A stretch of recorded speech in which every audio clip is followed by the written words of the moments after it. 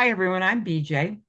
And this week's genealogy program is going to be about tracking your data, and especially about starting with tracking your data so that the organization helps you reach good conclusions about the data that you have and may suggest places literally in terms of locations, like if you're looking at where the kids are born in a census, you can track families going west.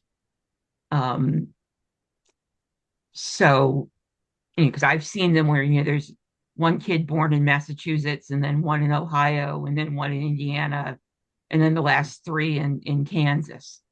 Um, and so that can give you sort of their journey west.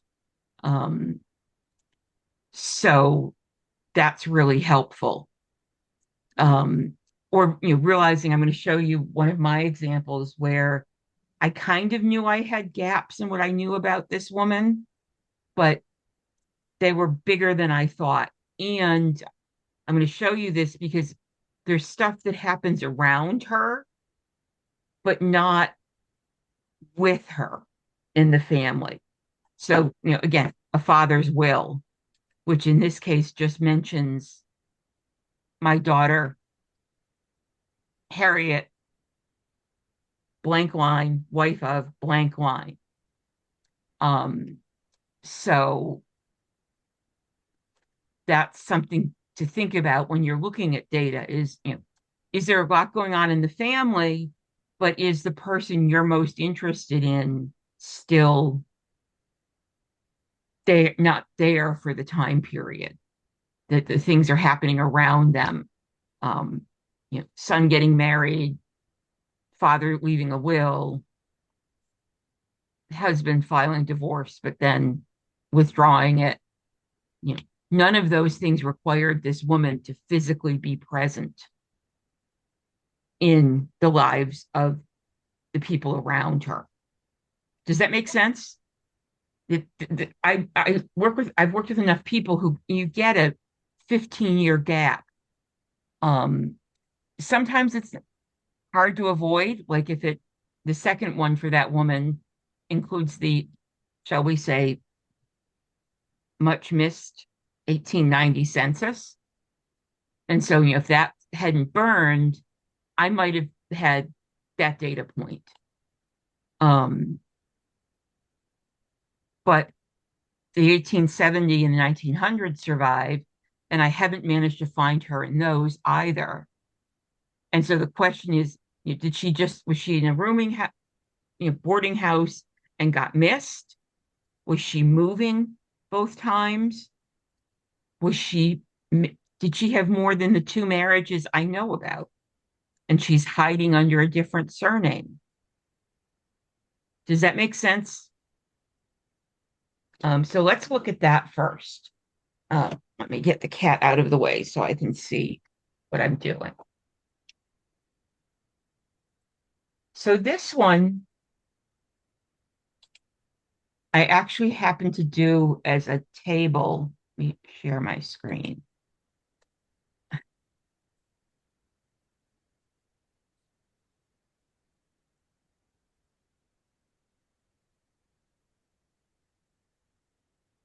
As a table in Word rather than as a spreadsheet.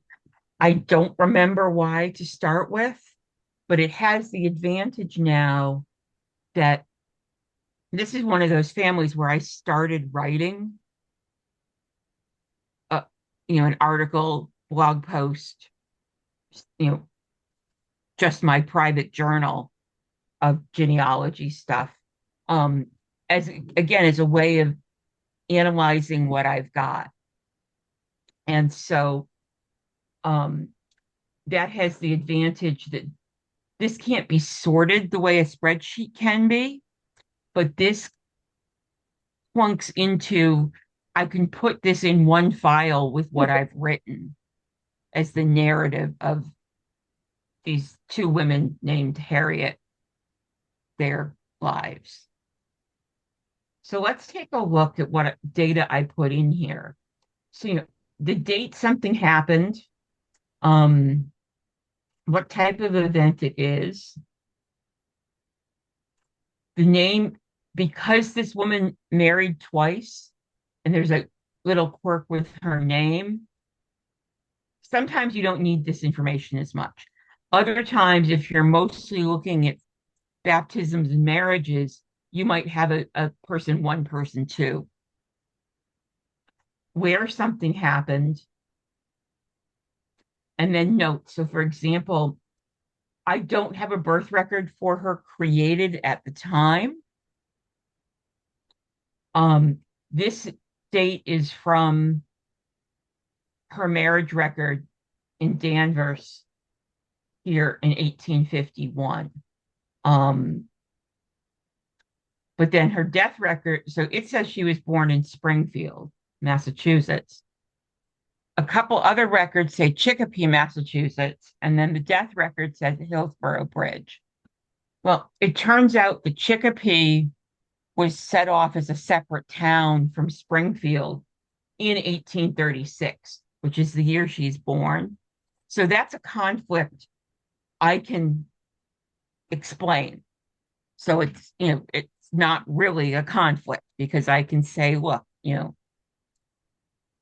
it was Springfield until the year she was born when it split into Springfield and Chicopee. Now, the Hillsborough Bridge, New Hampshire, is a conflict. Um, I do see, I find them in the census in 1840, and you have Lucius Waterman, her father. And remember, there were only three categories for free white people: younger males. Oh, sorry, no, by this time it's more categories. So you have Lucius in the one male, age 20 to 29, his wife Harriet, as opposed to the daughter Harriet, was also the same age range, and then Harriet was under 5. So this tells me two things. One is this birth date is relatively firm. It may be off a year, but she's no older than 5 in April 1840 when the census is taken. But she's also, this is probably her. Maybe there could have been another daughter that was born and died around this time, but I haven't found any trace of that. So my guess is what happened is that she was born in Springfield, Massachusetts, and there were extended family members up in Hillsborough, New Hampshire. And so at some point between when she was born in 1836 and when the 1840 census happened, they moved to New Hampshire. And the reason the death record says Hillsborough, New Hampshire, is that the informant on the death certificate was a cousin who was the son of a couple that had also moved to Hillsborough, New Hampshire. So he would have known her in his childhood in New Hampshire. So it's quite reasonable that when he was asked to give details on her death record, that he would say Hillsborough. I know, for example, when we were doing my mother's death certificate, I'm glad I was there because my father couldn't remember whether my mother was born in Danvers or Salem. Not that it would matter all that much these days, um, but I at least could answer that question. So I can, one of the things that I often will do when I have something like this, where I have the conflicts, I try, I start trying to write it out. And sometimes that gets me clarity. like working through when did Chicopee become a separate town? Or, why did her cousin say the Hillsborough? Well, he would have known her as a child in Hillsborough. Um, Occasionally it confuses things more. Um, I sometimes even, there's been a couple recent studies that show that our brains process things differently when we write physically versus typing. And so when I'm working on some projects, I still, and this is when I was working on it with Tree, there was a, once they find someone prominent in the genealogy world to do a week-long challenge of improving their tree. So I was working on a family in Scotland, and let me stop sharing my screen for a minute.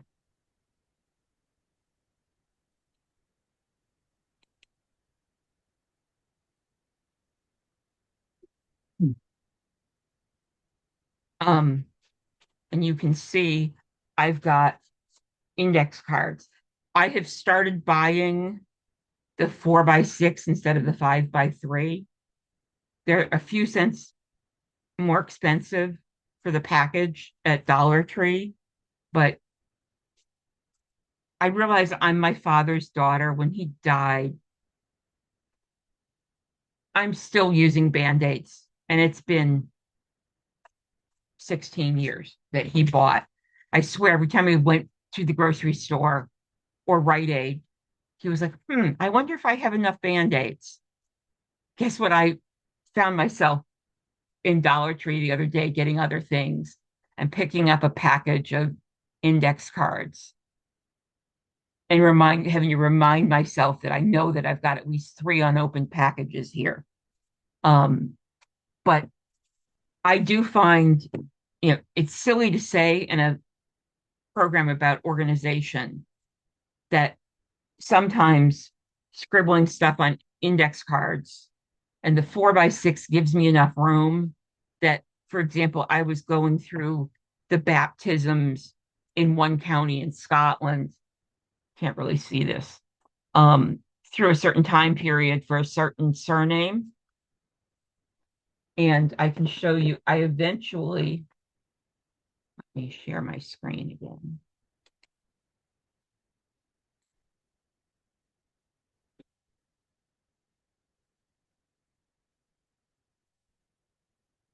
Once I went through, and you can see here, I've got the father's name, mother's name.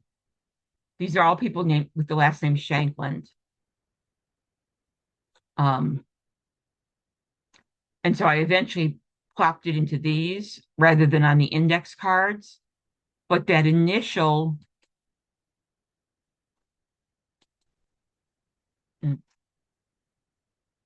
figuring out all of these was easiest on index cards, at least for me. And that's one of the things I want to emphasize. There isn't one right way to do any of this. Your brains work differently than mine. The couple things you want to make sure you do is, can somebody else follow your citation back to where you found the information?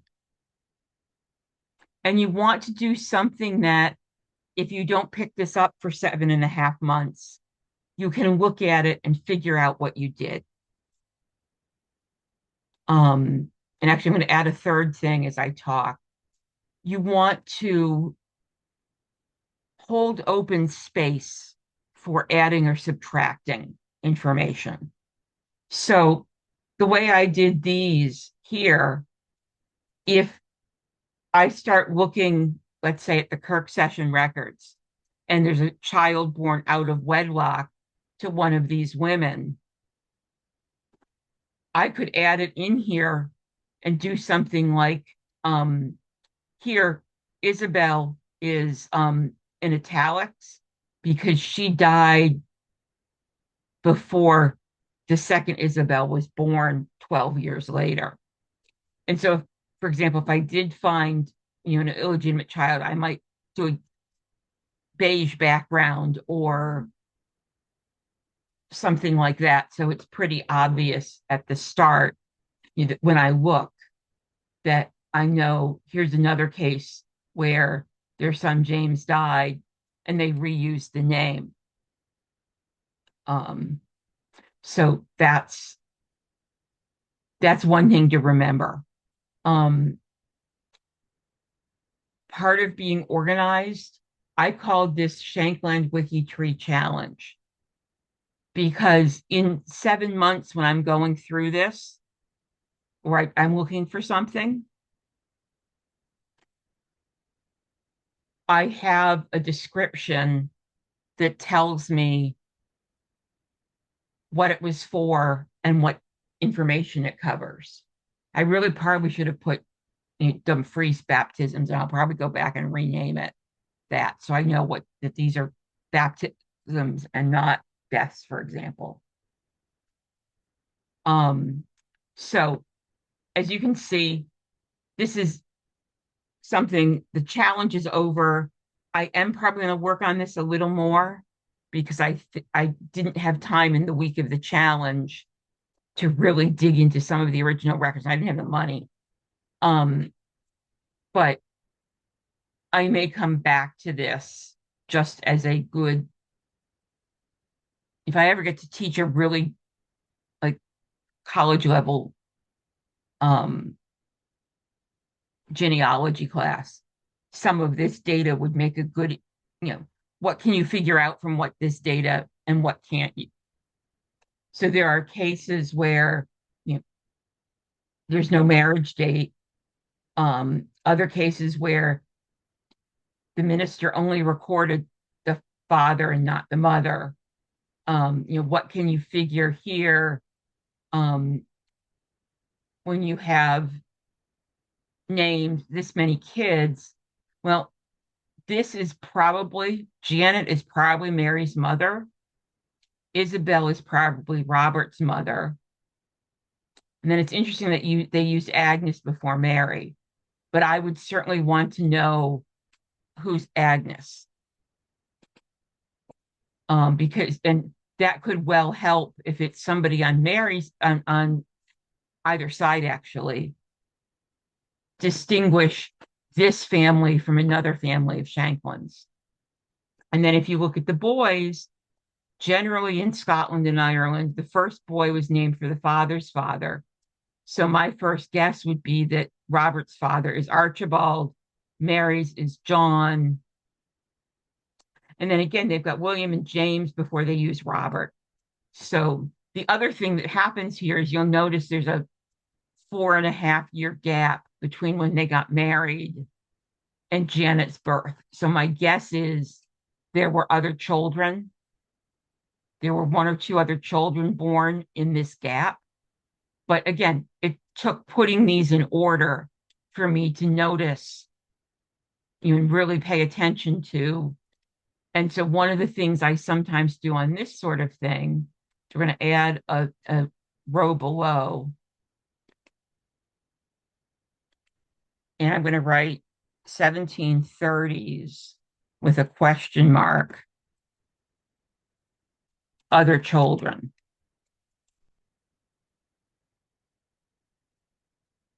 And then do something like, we'll choose a nice light color. Oh,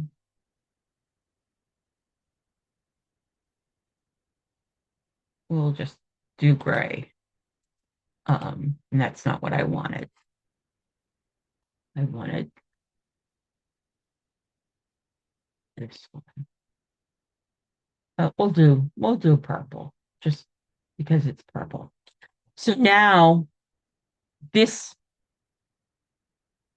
do you see how this putting this information in this order helped me figure out? But so I can't prove that Robert's parents are Archibald and Isabel, but obviously Isabel's an important name to them because they used it again, and that's the pattern. But there could have been another child. They could have had a Robert that died. And then they didn't use it again until this point because the other child was alive until 1749 or 52 after James is born. So that's the kind of thing. And these are pretty easy to set up. Let me go to the bottom and show you what I do. And quite frankly, you just need to set one up and then you can copy and paste. And so here I am at the bottom, and I go up here to insert table, and all I want is the two columns. So I set it up like this and then adjust it as needed. Um, take that out. Um, so that's, again, this doesn't let me sort it the way a spreadsheet would. Um, but I like how these are together. And if this were my family, I might well print this on cardstock and cut each of these to just around it so I can like move things around and play with it as well as having a copy I haven't cut. Um, but again, you're dealing with, so I could put all the Morton Parish ones together and all the Durstier Parish together. You see here, like you have Thomas Shanklin and Mary Hogg, and then here you have John Shanklin and Margaret Gillen. So are they brothers, or is John a child that goes here and that's his first child? Is he Thomas and Mary's oldest child? And I didn't, Scotland's People is pay per view, and you can only access these. They'd microfilm them, but you can only access them at Salt Lake City, not family history centers, because Scotland's People wants to make their money. And so, not in a position to just go and buy 37 certificates to sort this out. So, I mean, it might almost be cheaper at this point for me to add a couple things here, like occupation and farm name, if I can find it, or just add the places to put it, and pay a researcher who's going into the Scotland's People Center in Edinburgh and take the, pay for like the 4 hours it would sit, because there you get unlimited for the time, the day you pay for. And an experienced genealogist would, this looks like a lot, but they'd probably be able to do this in 2 or 3 hours, I guess. So that's one of the ways I sometimes organize things. So we'll close that out and we'll go back to our Harriets because they are. So anyway, then the next thing, as I said, I noticed, here we have her present in 1865, but then from 1870 to 1878. So it's actually, I don't know when she left. It could have been the day after the census, or it could have been the day before the 1870 census. There's no way to know with what I've found so far. And same thing, she turns back up in 1880. But if you'll notice, let's get this up.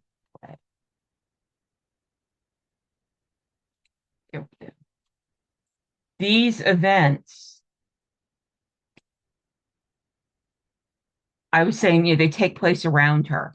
We've got Warren living in a boarding house in Peabody in 1870. In 1872, there's a divorce libel dismissed. The Massachusetts State Archives doesn't have anything more. They just have the docket that it was dismissed. And then, as I said, here's the father's will where there are blank lines. Um, and that's out in Emerald Grove, Wisconsin. I have no indication that Harriet ever went out there. She barely knew her father because if you'll notice here by 1845, when she's 9, there's already somebody sending mail to Ottawa, Illinois for him. And he remarries in 1849. I have not found a divorce here. I don't know whether he was ever actually divorced, but he didn't hide his family from the first marriage because it's in the will, the 3 children from the first marriage.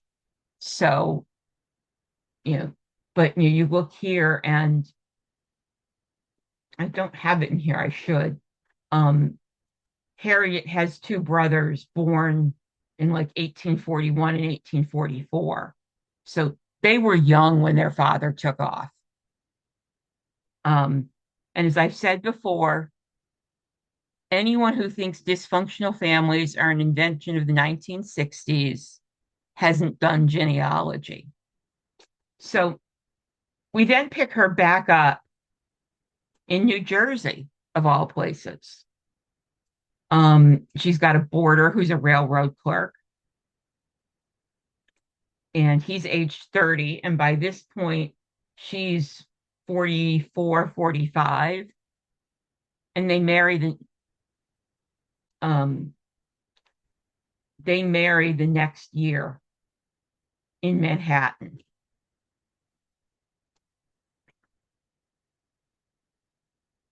I have no idea why they went to Manhattan, whether they had moved, um, or if I need to look into whether the laws about proving a previous marriage had ended might have been laxer in New York than New Jersey. Um, but they're not in the Passaic directory for that time period. Then you get again, daughter gets married. She didn't have to be there. Get Warren dies. And what's interesting about this, let me show you. The family story was that she left for another man and was never seen again. But if we look at this, in 1884, she's back in Salem with her son Arthur listed at the same address. So either she took off again later, but if the marriage was the one to Thomas Abbott, she didn't take off and never be seen again because she's back in Salem using Warren's name, even though Thomas Abbott is still alive in New York. And then I'll speed this up a little here. We have this listing in 1886, or her listing, and then we don't pick her up again until 1902 when she is in Boston and dies at the house of a cousin from New Hampshire. She is not at that address in 1900. I checked. She's not the informant on her son's death. I checked.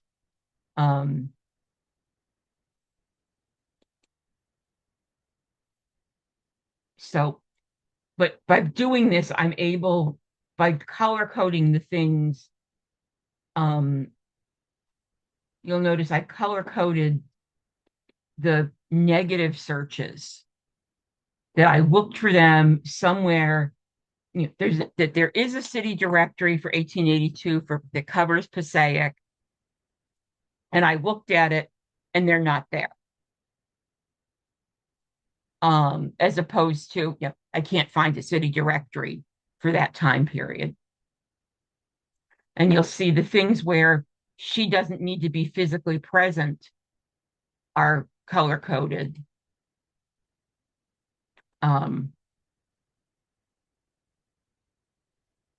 so I can, that's what helped me see just how long this gap was, because it doesn't start in 1888. It starts after the directory in 1886. So it's really, these often were done end of the previous year, beginning of the new year.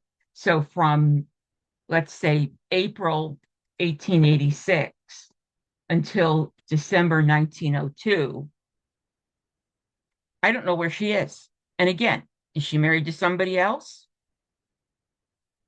Did she just get missed? Because we don't have the 1890 census.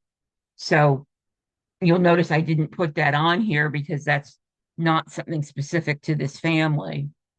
Um, Now, if somebody in the family were a veteran, like her brother, both of her brothers were Civil War veterans.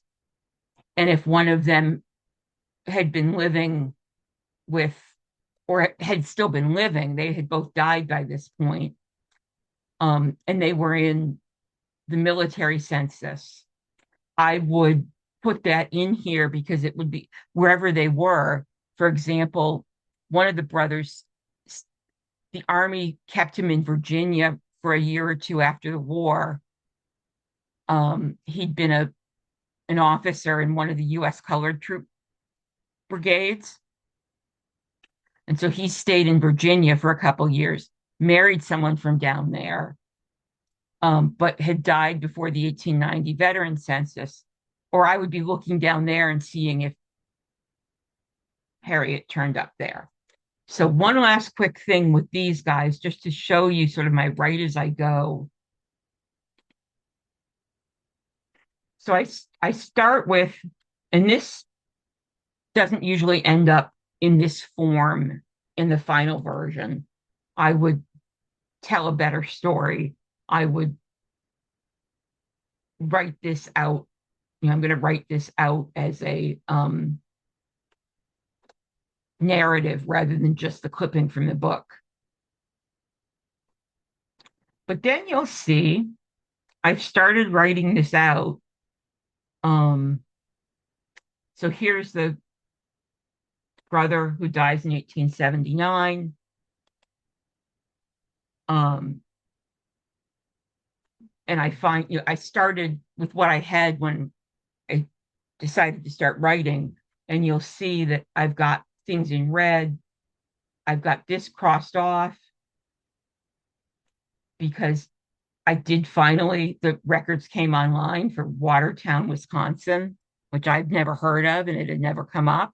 So who knows why they got married there. I'm guessing that some of Rachel's family might have been there. And then the other thing that was interesting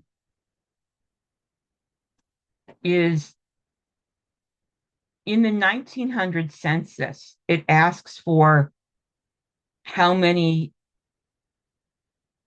children a woman's had and how many are still alive. And what's interesting is in 1900, well, there are two interesting things. No, sorry. There's an Eliza in 1850 with Lucius and Rachel. But remember, there's no relationship stated on that. She's 1 year old. So there's a good chance she's their daughter and hasn't been farmed out by another couple. But then in 1900, William and his wife Jean also have a man named John Waterman, born in January 1870, who's listed as William's brother,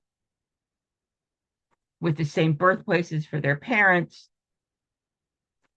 And if John is a son, there are these bits of data that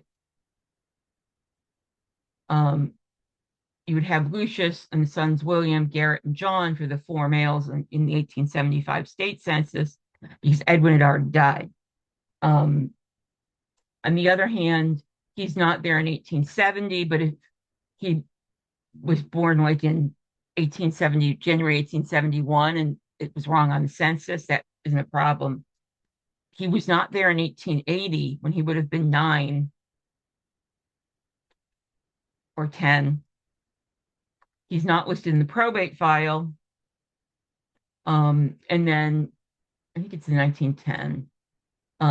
I wanted to double check. And so you see how I put actually, I usually do 3X's so I can do it when I'm looking for things that need to be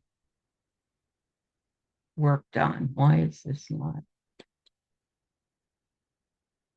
There we go. She says she's had 4 children with 3 still living, which covers William, Garrett, Anna, and Edwin, with Edwin being the one who died, which leaves no place for Eliza or John. So this, but you can see how I've been adding and subtracting data. And then at the end, I write out questions. And like I says, I leave these in so that I remember what I was looking for at points. And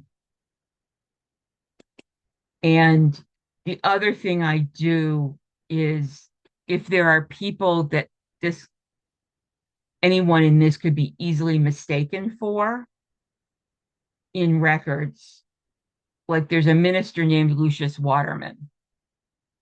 So he ends up in the paper a lot when it's not the Lucius Waterman I'm looking for. There's a Harriet Waterman who's divorcing her husband in the 1870s. Prominent socialite married to a prominent doctor. It got covered in the newspaper. And amazingly, there's another Lucius Waterman, and his wife's name is Harriet, but he's younger and was in the Navy during the Civil War. But this way, I have now this one. You'll note I don't put sources. I haven't put sources in here. I try to start. I know people say you should do the sourcing as you go along, but I have that in other documents. Sometimes I put it in here with endnotes rather than footnotes, just because if you really start sourcing things, you get so that you only have like a third or a half the page to work with. And so instead of putting the sources at the bottom of the page in this work for, right for clarity and organization, I put them at the end. But you'll see in a lot of cases, in order so I remember where I got that data, I have written out, for example, in the 1875 Wisconsin State Census. So I know that that's the citation that goes with that paragraph. Is this clear to all of you, how I use these to both organize my information and put them in a form that I might be able to see patterns that will help me figure out what I'm missing?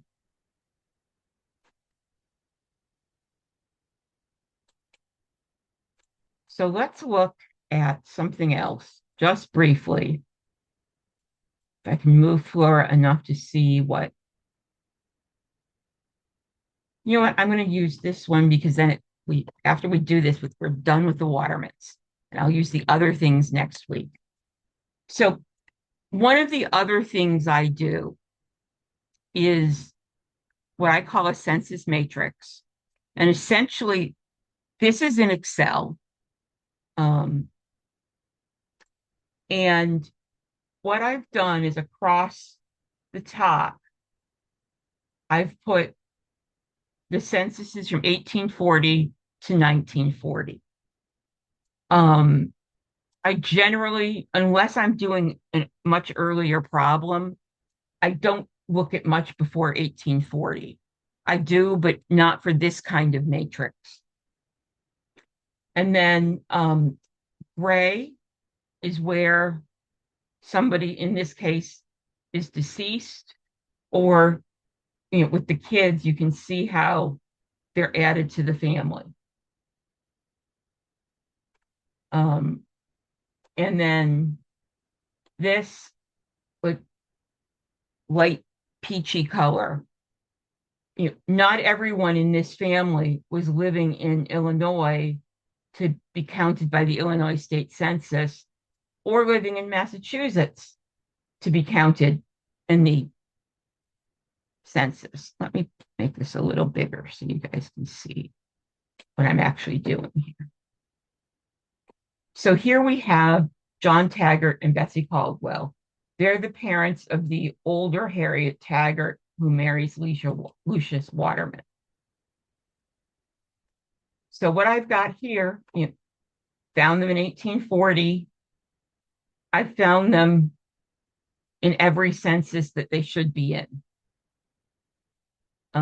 And by 1865, they have not moved out to Illinois with their son, and by 1870, they've both died. And then here I'm looking at Lucius, and remember, he has two families. And so I split those up and did, this should be yellow. Wrong, yellow. Maybe it's this yellow. Okay, there we go. So these are color coded. These are the people in this census together.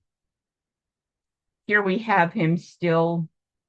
Oh, sorry, no, that's wrong thing. He's gone by then. And you'll see I've color coded it with Rachel and baby Eliza.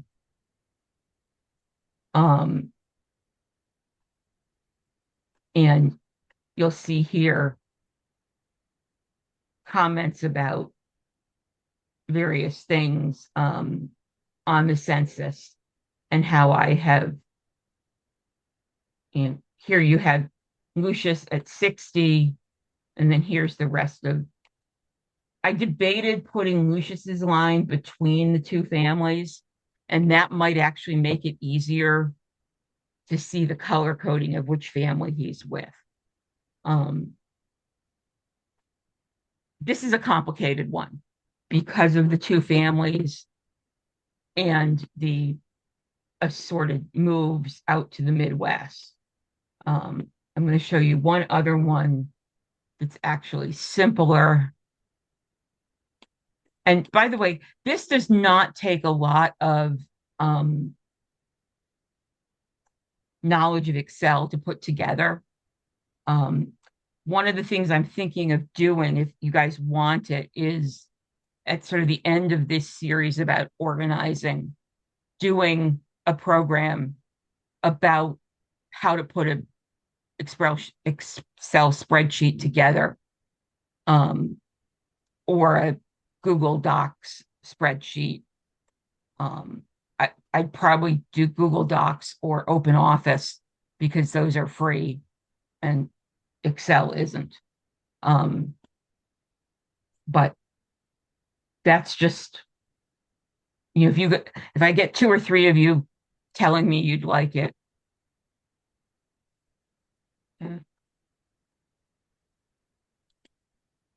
I will do that, because I used to be intimidated by Excel, but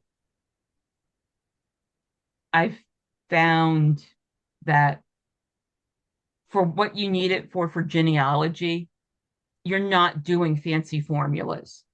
You're just needing to know how to make sure that, you know, the date you put in stays as the date with formatting the cell. So let's take a look at one that's a little less complicated. Here we go. This is a family, back when I was at Belfast Library, patron came in with, and she had um, 3 newspaper articles, 2 obituaries, and a 50th, 45th or 50th wedding anniversary party. So both of these listed all of the children of a family and a couple other people who I didn't put in here. Now, the parents were immigrants from Russian Poland, um, pre-World War One. And if you look at this line, let me make this a little bigger.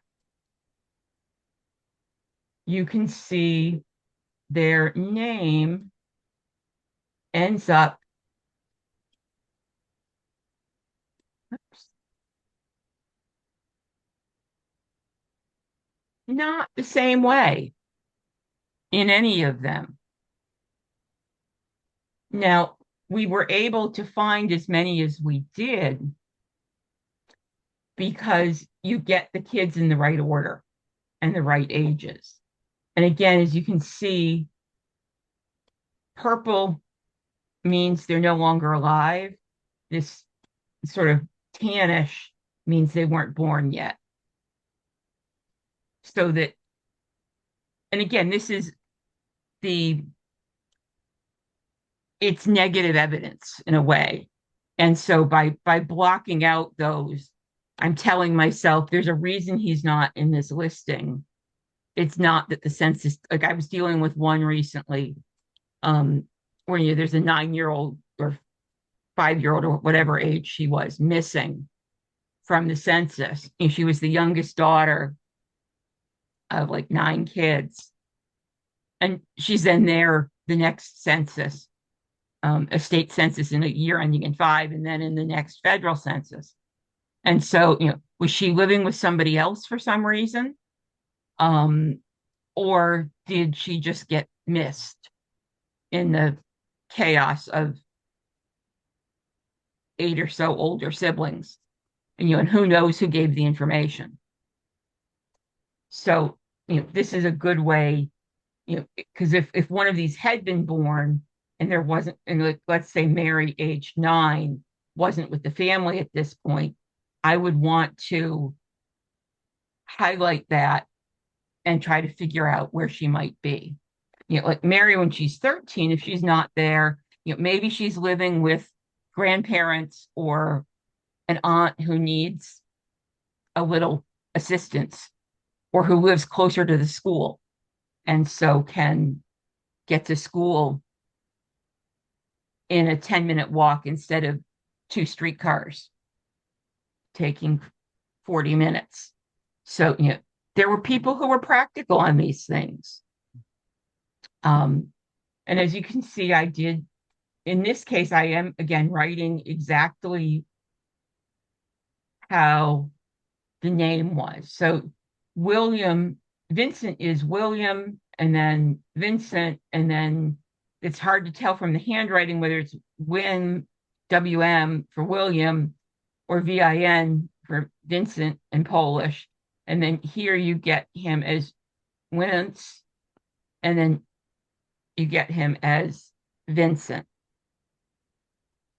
So it was a bit of a challenge finding a couple of these years. And you see, we never got back to seeing if we could find 1925 or 1940. I probably should look and send this to the patron this is for. So again, I did this in Excel. I could have just as easily done it in Word as a table, because this is not one I would really want to sort. I'm going to show you some where did want to sort and use the ability of the program to sort it instead of me having to put 37 things in numerical order. So this, I go back and forth on whether I prefer Excel or a Word table for these census matrices where I'm not going to be sorting it alphabetically or numerically. Okay, so that's it for tonight. One of the things I'm going to do when I have a chance is put these, there's no privacy issues with this. People are dead. I'm going to put them up on, I don't know whether I'll drop them into Google Docs or if I will PDF them and stick them in my old blog or something so you can get them. So that, because I have no problem with giving you one of these where you take out the data and put your own data in and tinker with it the way. But so tonight basically is saying there are different ways to do this. And sometimes what data you have will determine how you're going to do something or the purpose of your data. When I'm working on my Leroyd one name study, how I'm going to use that data is different from the research I'm doing for my board certification portfolio. And so I will want to present it differently. Does that make sense? And so, if all you're doing is puttering for your own self and you're not worried about giving stuff to your grandchildren, you can do whatever lets you get back to something. And that's a lot of this is putting stuff in a form where, as I said, if you put it down for 7.5 months, you come back to it. And you can pick up where you left off. Or that you see gaps. Like I'm sitting here going, you know what? We never did find 1925. Maybe I should go back and fill that in just for my obsessive compulsive need for completeness. Doesn't matter at this point. We figured out from the rest of these because she came in and said, I can't find them in any census, even though we knew from these articles that they were in Schenectady starting in 1898. They'd actually married in New Jersey and then moved to Schenectady before their first daughter was born. But you see how the name gets mangled. And this was the better part of 10 years ago. And I will say that both Ancestry and Family Search, their ability to find these mangled Italian and Polish surnames has improved greatly in the last 8.5 years. So, and that's one reason to go back over things. As I said before we started the recording, new data sets come up at Ancestry, like the Yorkshire Wills, and you find new things. Or just eyes that haven't been looking at it too long. Sometimes taking a break, putting it aside for a couple months and coming back is the best thing to do. I remember being in high school and college, and my father saying to me, you can't write the paper that this is coming out of with your nose in a book. You know, yes, you need the book with you if you're citing stuff, but you need to sort of put the book down and write. Um, so that's why I want to show you. And over the next couple of weeks, I'll show you some other types of, some of them you'll know. Like most of you probably know what a family group sheet is. But I want to show you how that's useful. And it's really nice. I've been doing a lot at WikiTree recently, and they generate a really nice automatic family group sheet so you can see what's really been entered. So I am going to talk some about how you can use places like WikiTree and Ancestry as one way to organize what you've got.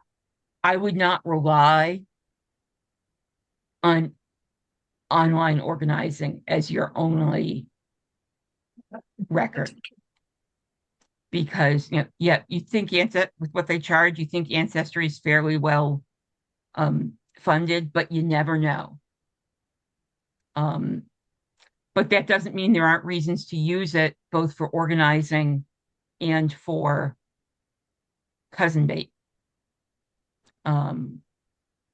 So question, notice use register style was used in one of the Word documents. Do you use a special template or do you do it from scratch? I use a combination of Chicago and Harvard style citation with a little bit of register and evidence explained thrown in. I went to Chicago as an undergraduate. That's what I really learned. My first master's degree used MLA, which is great, but isn't as good.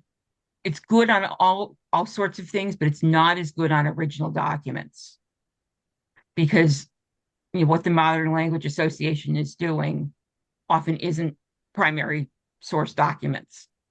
My library science degree used APA, the American Psychology Association. I did not like it. I struggled to cite stuff.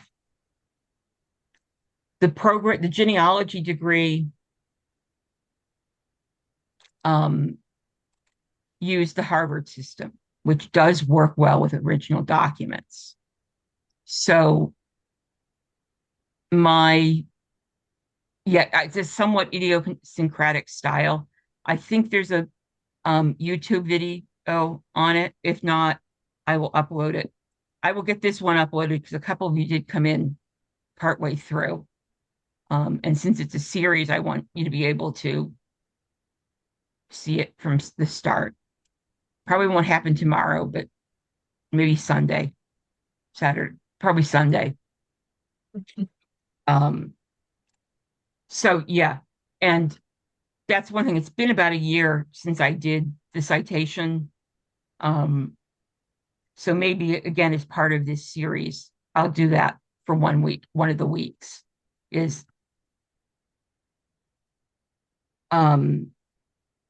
do that kind of how I cite things and why I don't use only one style. And when I try to write for publication, obviously I have to use their style. So turn the recording off.